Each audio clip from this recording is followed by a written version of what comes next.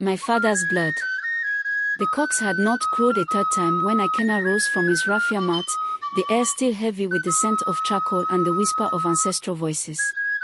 It had been 10 market days since his father, Ogbuefi was buried without his staff of honor, a grave abomination in Umuka, a village where the ancestors walked with the living. They said Ogbuefi died of a sudden fever. But Ikenna, his only son, knew better. The night before his father died, he had heard muffled voices behind the obi, and seen shadows moving where no man should be at that hour. The next morning, the old man was cold and stiff, his lips sealed, but his spirit restless. Moka Aechi Oma, Enagba Egbi Onya, the old women gossiped at the stream. Even for good things, one must keep their eyes open. The elders were quick to bury him. Too weak. Without the staff.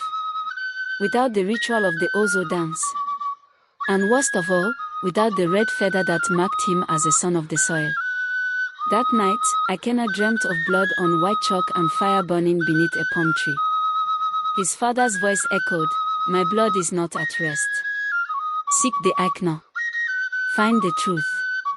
The next morning, Ikenna dressed in a faded Isaigu shirt, tied his red cloth around his waist, and went to the shrine of Arabinogo, the ancient war god. The path was overgrown, the silence thick.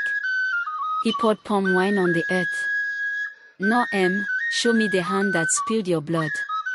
Suddenly, a gust of wind swept through the trees, and the uli symbols on the shrine wall began to drip like fresh ink. A single word formed on the mud, Ugonobo. His heart dropped.